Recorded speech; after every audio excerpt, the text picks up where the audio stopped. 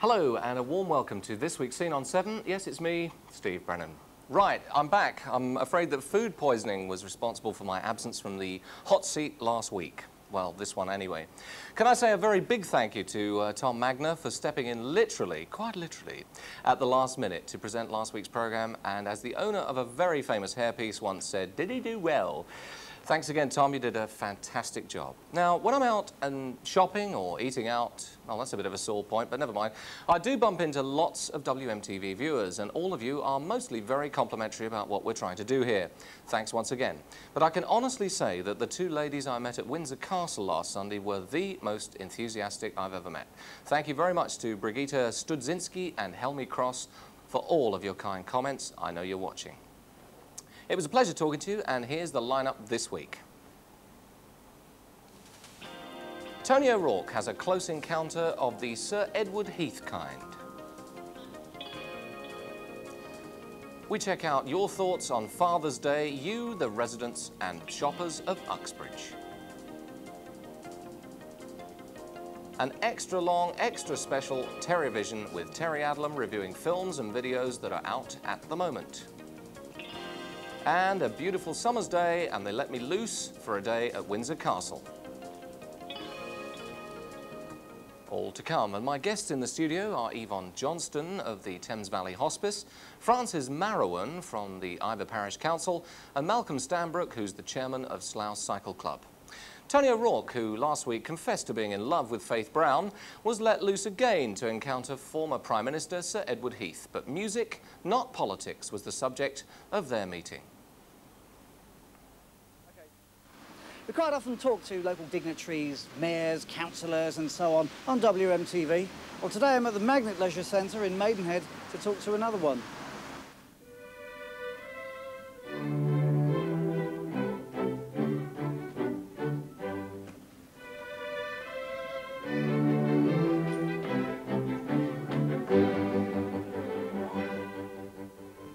Sir Edward, welcome to WMtv. Thank you very much. You're a very busy man indeed. How on earth have you managed to fit two careers in and run them side by side for so many years? One in politics and one, of course, in music. Well, I started in music very early in life. My parents were most anxious I should take advantage of any musical activities there were to see if I was going to be any good at it.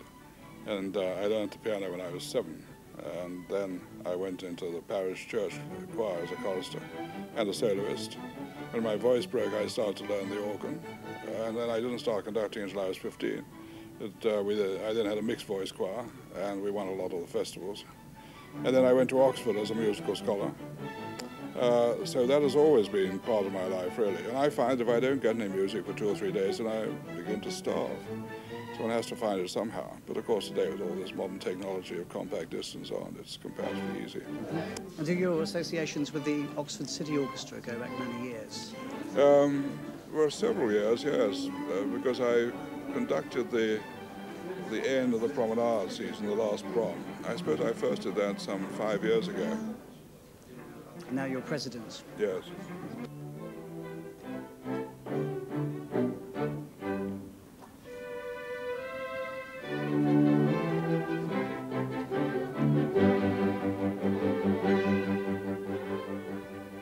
Does your interest in music go back to your childhood? Yes, it does, because my parents wanted me to learn the piano, and so they bought a piano when I was 7, and secured a teacher in the village who was actually very good, and she made me concentrate on these things. Then when I was 9, I went into the parish church as a chorister and a soloist. My voice broke at 14, and I then started to learn the organ. And I didn't start conducting until I was 15. Then I went to Oxford as a musical scholar, and of course was responsible for all the music in the college as well as in the chapel. And that included the College Musical Society, which was the oldest one in Oxford, and had a splendid choice of soloists. So I saw a lot of music in my early days. I mean, just looking at your biography, it looks rather as though you were destined for a musical career. How on earth did you end up in politics? Perhaps it was a mistake, do you think? Not for me to say. Well, I suppose I had to make a choice, really, at the end of my Oxford career. as to what I should do, but it really didn't matter because we went straight into the war. Mm-hmm. And after 6 years of war, I didn't think I could take up a musical career. But at Oxford also, of course, I was deeply involved in politics. And I was president of the Oxford Conservative Association. I was president of the Oxford Union. And I was also president of the junior common room in my college, so I had all these other activities. So really both careers have run parallel through your life? Yes. Of course, I find I'm starved if I don't have music for 2 or 3 days. Got to find it some way or other. And I also believe that politicians ought not to spend every minute of their lives on politics. And I had, of course, the relief of sailing. And when I was sailing, I was concentrating on winning and not on any other things which were going on in the world.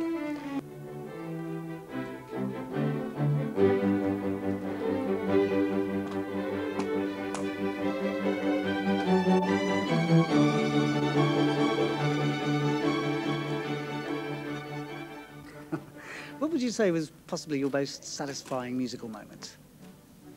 Well, there have been so many of them. It's difficult to isolate them. I mean, I suppose as far as my own personal position was concerned, perhaps when I was Prime Minister, I conducted the London Symphony Orchestra in the Festival Hall. And it was then recorded, Elgar's Cockaigne Overture. But then I've had other moments conducting the Berlin Philharmonic and the Cleveland and the Philadelphia and so many of these world-known orchestras. They've all given me great pleasure.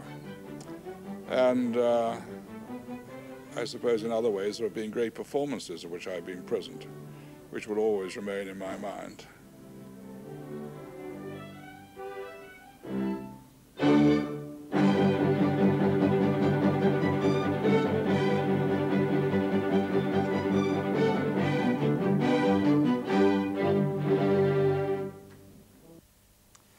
Thank you, Tony. This week sees the launch of Mega Break for 1994. Now then, 25,000 copies of the brochure and the booking form have been already distributed. But if you're a teenager or parents of a bored teenager in Maidenhead, you have no excuse whatsoever, because activities such as archery, volleyball and windsurfing are all on offer. Now then, you can also try car maintenance or filmmaking. Who knows, you could be a Dickie Attenborough and not even know it. There are days out and lots more available, so don't just sit there, phone them, and if you'd like more information, the number to call is 0628 796 439. That's 0628 796 439, and they will post it to you. Right, before I come to my first guest, I must say hello to Tom and Margaret Egan of Bray, who I know are watching tonight, and Lawrence. I hope you're all feeling better. And we wish you very well. That's lots of love from Yvonne and Andrew and also from me. Now then, my first guest is the director of Slough Cycle Club. He's not the director, I beg your pardon, he's the chairman. His name is Malcolm Stanbrook. Malcolm, welcome to WMtv. Welcome. Welcome to you as well. Right, I understand that your cycle club are taking part in a spectacular race. Tell me all about that. It's for the British Heart Foundation, and it's to raise money for people who need heart experiments on heart problems, complaints and stuff like that. And where is the race running from? It's running from Clapham to Brighton. So from South East London? South East London down to Brighton. Right. And there's 4 or 5 stops on the way down there. Are they pubs or...? There'd be pubs, people calling them McDonald's and stuff like that, and takeaway restaurants and everything else. There's 28,000 people taking part in it. Right. How many entrants are there from your club? About 23 cyclists, all my members, having a day out. All fit and healthy and up to it. Been doing practice sessions and stuff like that, getting themselves ready and going out at different times of night and everything like that. Good. What sort of age range are they? There's from 16 up to 40 years of age, and there's one person 40 years of age that surprised me in that he wants to do it again this year, which is very, very good. And what's the total distance from Clapham to Brighton? It's 58 miles, and it's quite a good journey out for everyone. Now, they're going to do this for a very worthy cause. How much do you hope to raise?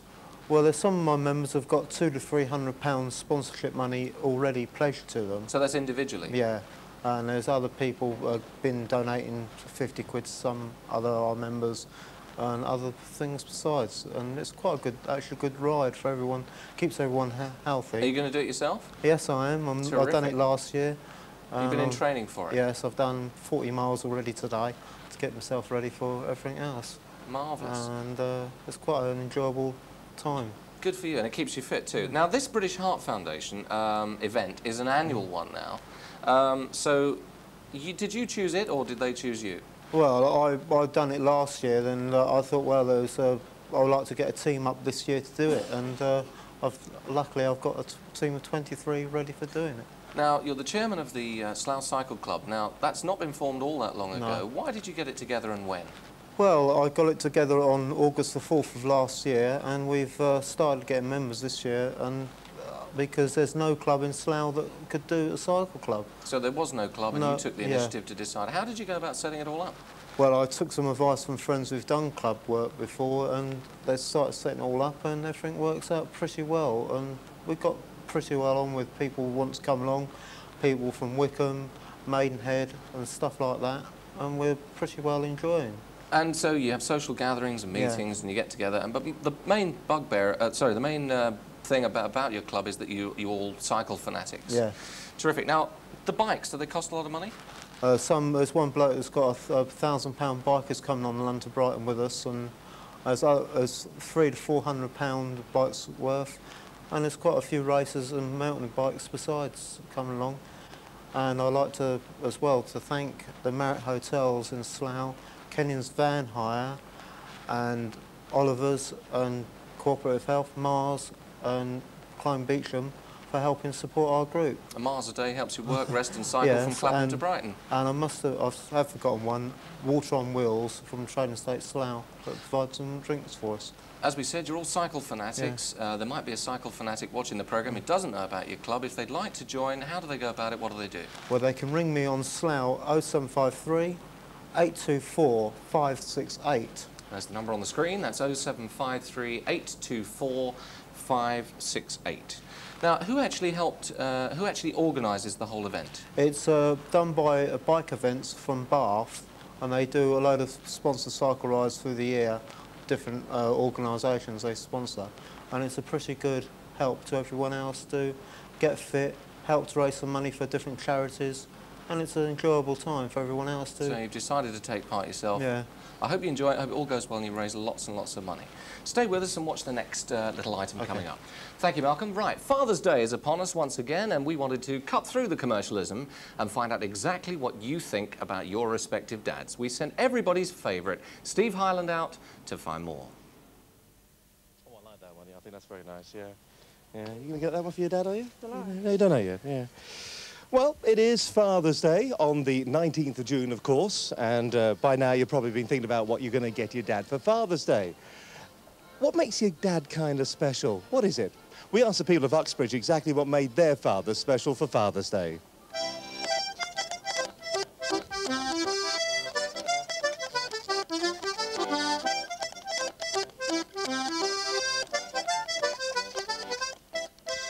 What do you think makes you sort of kind of special when it comes to being a father? Well, I think you look after the kids and the wife all year round, and it's nice for them to give you something for that day. Father's Day just round the corner. Yeah. Just wondering what you're expecting for Father's Day. Not a lot. Not a lot? No. No? Are you going to receive any cards at all, do you think, this year? Oh, a few, yeah. I should get some from my daughter and that, yeah. Many grandchildren? Yeah, 4. Will they all send you Father's Day cards? Yeah. So then, I mean, what do you think makes you sort of kind of special to them? What is it? What are your endearing qualities? Because I'm a good granddad. Father's Day. Many of them. Have you really? I mean, well, let me guess your age now. What? 37? Oh, hey, that one is.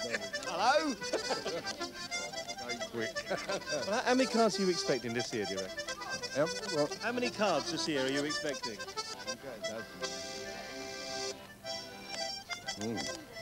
That many, huh? Yeah, well, I'll get quite a few from the children. They all send. Grandchildren and all.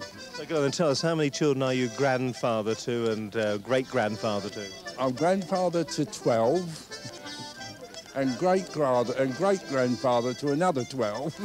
So you got 2 football teams there then? Yeah, and the reserves. What would you like more than anything in the whole world on Father's Day? Father's Day? A present from one of my sons or something like that. Do they normally forget? Oh, they forget, they remind, you send it later, you know. You don't get it at the right time. So it's a bit like that. Is it every year they're regularly late then, is it? Yeah. I did send one last year because he got married again, one of the boys. But the daughter's all right. The daughter sends it all right. All right, young sir, so you're about to spend a fortune on your Father's Day card. What makes your dad so special? He's just great, like the things we do together and stuff like that. What sort of things do you do together? Mountaineering, climbing. So he's a bit of an adventurer then, is he? Have you always been very close? Most of the time, yes. Yeah. So apart from the card, what else are you going to get for him? I'm not sure yet. Perhaps breakfast in bed, something like that. So then tell me, what makes your dad special? Just talks to me all the time about things and lets me get away with things sometimes. Is he a friend as well? Yeah. Okay. So what else are you getting him for Father's Day? I don't know yet, I ain't decided. But you're going to spend an absolute king's ransom on him, are you? All right then. With me is Barbara. You're the manageress here at Birthdays in Uxbridge, aren't you? Now, last year for Father's Day, do you really see an increase in the number of cards that were sold? We've definitely seen an increase this year by quite a large margin, yes. Now, who are the people that buy the most cards? Is it the sons for the father, or is it the daughters? Who are the ones that buy the most? For Father's Day, usually it's the mums and the little kiddies, first of all, and then the last 2 or 3 days you get all the older kids in, because they've forgotten. All right, so this is Karen. She's buying a card for her dad right now. Tell me, Karen, what sort of card will you be buying for your father this Father's Day? A humorous one. Is he a sort of a fun-loving, happy-go-lucky sort of a chap, is he? Yeah. What sort of, I mean, if you were to sum your dad up in a couple of words, what would it be? Beers and cars. Beers and cars? Oh, yeah. Now, there's an ideal car down there, Dad Beerman. Is that the sort of thing you think your father would go for? Probably, yes. I should have thought so, yeah. That's him to a T. Could do all that. Hi there, what's your name? Paul. So you're expecting many Father's Day cards this year, Paul? Am I what, sorry? Are you expecting many Father's Day cards this year, Paul? Not really. Maybe one. Maybe one. What, from the other half? Probably. From the little one? Well, from the little one. Yeah. How old? 7. 7 years old. Well, yes. Written himself or herself? Yes, he can write pretty well now. That's not too bad, is it, then, is it? Yeah. So if you had a sort of a single wish, perhaps, for Father's Day, what would it be? I don't know, just... New accordion? Yes, possibly, yeah. A nice Italian one, yeah, it'd be very nice. Now, the trouble, of course, is that I've got no money for that. And the only guy on the whole crew that's got money today is the cameraman. So go get your money out. Come on, get your money out. Yeah, oh yes, he's the rich one. This is his jacket, in fact. That's why it doesn't fit me very well. Thank you. Thank you very much. 10p, thanks. Thanks a lot. Thanks a lot. Have a good one. Tell me, Father's Day just round the corner. What are you going to get your dad? Excuse me, it's his birthday anyway, so I'll probably get him a smart bottle of wine or something, but I do believe Father's Day is a bit of a creation by the greetings card industry myself. How many cards are you expecting for Father's Day? None, I ain't got. Hey? I ain't got none.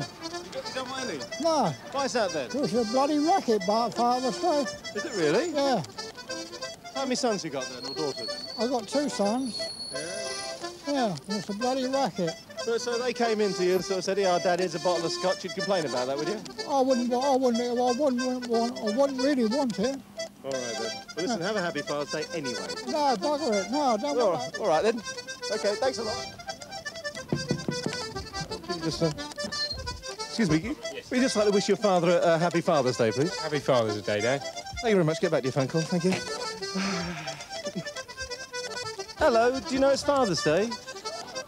No. Well, it's the back of his head that we're seeing here at the moment. Oh, no, no. Oh, oh no, no need for tears. My dad is special because he's very loving and nice, and happy Father's Day.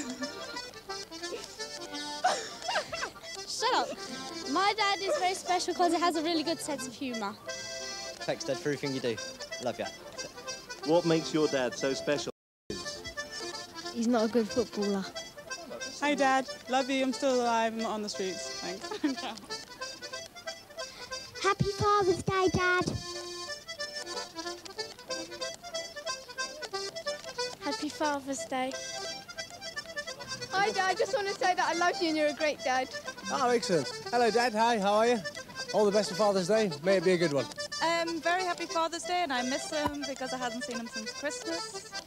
Because I live not in London or in England, but in the Middle East. So it's been a long time. Happy Father's Day. Yes. What's this? He's my father.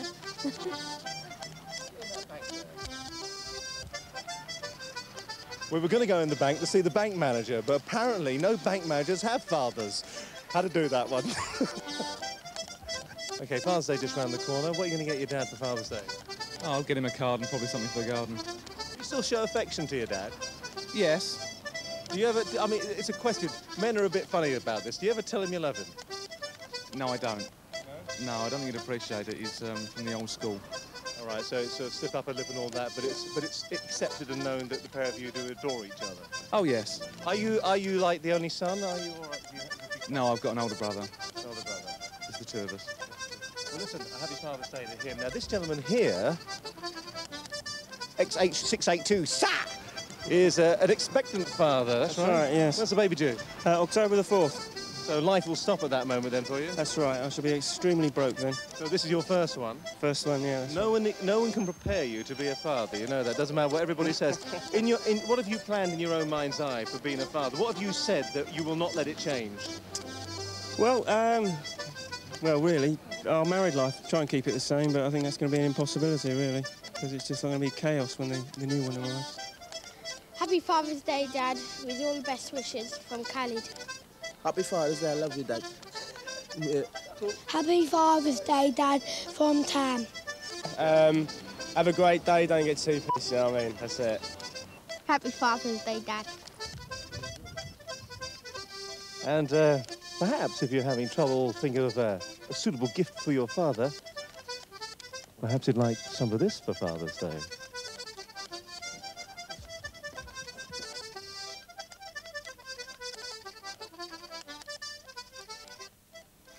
You think I'm going to say something now, don't you? Thank you, Steve. Actually, we do have footage of Steve modelling that little red number, but we decided that it's not suitable for viewers of a nervous disposition. If you'd like a copy, please write to us at the usual address. Time now for a little break. Still to come, Terry Vision, more guests and much more, so join me in a couple of minutes. Here's the commercial break.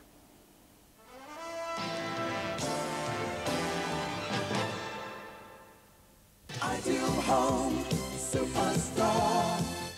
Whatever you're looking for to finish your house, look no further than the Ideal Home Superstore. In our giant store on the Bath Road, Sippenham, the choice just has to be seen to be believed. With interest-free credit on some items, this is the ideal place. Ideal Home Superstore. 388 to 389 Bath Road, just off Junction 7. It's the ideal Superstore.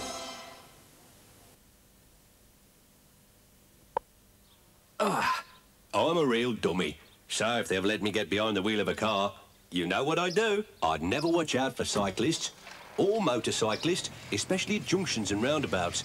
Why should I care if they're more fragile than me, huh? I could also hit them when turning or reversing or just by opening my car door without checking in my mirrors first. I could behave just as badly on a bike. I'd start by not using my lights at night. Whoosh.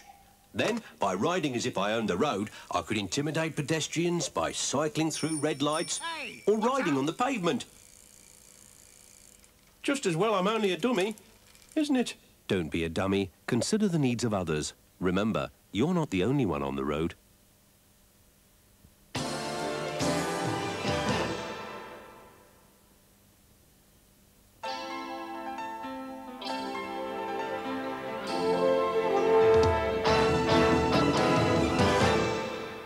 Welcome back. You're watching WMtv and it's 26 minutes past the hour, he said, looking at the clock. Frances Mallowan joins me now. She's from the Iver Parish Council and she's going to tell us all about their function and their new pavilion. Frances, welcome to the studio. You're the chairman of Iver Parish Council, I beg your pardon. And as I said, it's a very special time for you and your organisation. Why is that? It is, because it's nice to be able to report good news for Iver for a change, and that's that we've opened our new sports pavilion up at Iver Heath. I hesitate to ask because I think I know, but what was wrong with the old one? Unfortunately, it burnt down. It was subject to an arson attack a couple of years ago. We've actually got a couple of pictures of your pavilion in its demise, the old pavilion. There it is there, burning down. Can you tell us about how it happened and when? It happened in the early hours of one May morning, and we heard about it that day, and it was a great shock to all of us.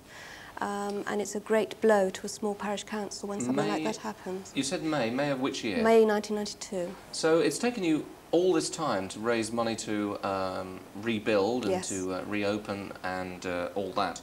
Can you tell me, how did you raise the money? We had some money from the insurance on the old pavilion. We had some donations from various organisations and grants. A lot of local people helped us, but we were still left with a shortfall of just over £100,000. We've got another shot now of it during its formative period, here where it's being built. How long did it take, once you raised the money, to actually start the building procedure? We started in about the middle of last year, and the first part of the building was actually opened in January of 1994, and that was for the Bowls Club at Iver Heath. Now, when it was burnt down by arsonists, was it caught? Were they caught? No, they weren't caught, unfortunately. Tragedy. Well, I hope they're watching, and I hope they get caught in a fire themselves, actually, quite frankly. But there we are. I don't know why people do things like that. Coming up, we've got another shot now of the newly rebuilt, almost finished there. Yes, almost finished. And now it's in all its glory, and it looks wonderful. Yes, and now all the clubs are back in there. It's wonderful. Right, and have you got additional facilities better than the ones you had before? Oh, yes, much better, including we've now got a parish room there, so we have a parish clerk there for an hour a day, so that anybody that wants to can go along and have direct access to the parish council. Now, in addition to sort of raising all this money, you actually did go into debt. Yes, we are in debt. We're in debt to the tune of £100,000, which we've had to borrow as a small parish council. And how are you going to counteract that now that you've got this shortfall again, even after you've borrowed the money once? Well, we borrowed the money. We will have to recover that money through council taxpayers, which won't please a lot of people. But we're extremely fortunate. We've just heard that we've been given a grant of £50,000, and this is a lifeline to us, it really is. And that's from the Foundation for Sport and the Arts, and we're extremely grateful to them. So, after counteracting that particular problem, you've now got all these facilities. What sort of activities are going to take place at the pavilion? We have various established clubs there. We have a bowls club who's active. We have cricket, tennis, football, hockey. All those clubs are there for the people of Iver Parish, and we encourage anybody to go along and use them. How much acreage is involved in the grounds there? Oh, I'm hopeless on figures. It's a nice, large recreation ground that we actually lease from the National Playing Fields Association, but we've got 2 tennis courts, and we hope to increase it to another one to make it 3. So now, it's a nice ground. So as well as promoting all these activities, it's actually in a very nice location because there's a lot of history associated in Iver that a lot of people don't actually know about, even though they live almost on top of it. Yes, we're a very old settlement in Iver and go back a long way. And the other part of the opening that we had of the pavilion was to celebrate 100 years of parish councils. So that was a nice time to combine the two. So we look back 100 years, or almost Victorian times. Yes. And the way you decided to celebrate that was why we sent our cameras along. And we have some footage here of what happened on that Victorian Sports Day. And you can talk us through it. This is the first time I've seen it, so I think I'm going to be embarrassed to see myself That's there. okay. Driving in a horse and carriage. I'm sitting in the back. With the umbrella? With the umbrella. Parasol, we're not allowed to call it an umbrella. They didn't have them in those days. Yeah, parasol. How many people actually came in the period costume? Oh, I was very impressed. A lot of people made a great deal of effort to be there. You can see them parading around now. And a lot of time and trouble to dress up. I would say a good 20, 30 people actually dressed up, and it was very nice to see them all there. That's marvellous. And among the events that took place, you had quite a bit of music. Yes. What sort of music was there? We had Langley College provided a band for us to play all afternoon.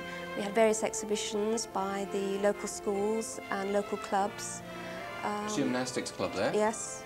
And there they are again. It's great actually to see so many people there because with these sort of events you can't count on the weather. Were you lucky with the weather? We were extremely lucky, which didn't help wearing full Victorian costume. It was very hot. There were also demonstrations by people like St John's Ambulance? Yes. It was a celebratory afternoon, and it was for all local clubs and organisations to come along, race for themselves and just to celebrate the opening. Those are my fellow councillors who are actually judging the events on the afternoon. Oh goodness, there's me again. Being presented with a bouquet? No, I was going to do the presentation, right. I think, at that stage. And that's our local parish clerk. And there was an opportunity with the appropriate safety gear, obviously, for children to ride horses. There was. Etc, etc, etc. They had a great day. There's Pat Roberts. She actually organised the whole event, so we were very grateful to her. And this was a wonderful lady. I thought she won the prize for one of the best costumes. And our goat. She's gone now, your goat, yeah. And there were slightly more modern events and slightly more modern dress as well. That's right. This was an old event put on by Langley Park. It was very, very well done. And this is Pinewood Studios. So lots of exhibitors, lots and lots of support. And you're actively encouraging people, which is a good thing, from all around the area to use the pavilion. Is it open to everybody? It's open to everybody to join one of the clubs and take part. And we would welcome people to go along there and support it. So if anybody would like to, they're unaware of the facilities and its location, where can they find out? Well, as I mentioned, there's a parish room there now that's open 1 hour a day in the morning, and also you can contact our parish clerk, Jeff Spinks, who lives in Grange Way in Ivor, and he'll give them all the information they need. Right, and that number is in the phone book? It is. Terrific. Yvonne, thank you very... sorry, I beg your pardon. Francis, thank you very much indeed. Thanks for coming in. Now then, do you have any home movies? Let's hope they're just a cut above Jeremy Beadle's stuff, but if you think they are, then listen carefully. A national appeal for home movies has been launched by the Museum of the Moving Image. That's called MOMI for short. Members of the public are invited to loan their post-war home movies to the museum for this particular exhibition. Winning films will be screened in a special one-day programme in the MOMI cinema on Saturday, the 17th of September, 1994. It'll provide a vivid and varied picture of a period of rapid social change. All home movies are wanted, be they old or new, as long as they show some aspect of British life and culture since 1945. That's the end of the war. Right, weddings and other family celebrations, holidays, places visited,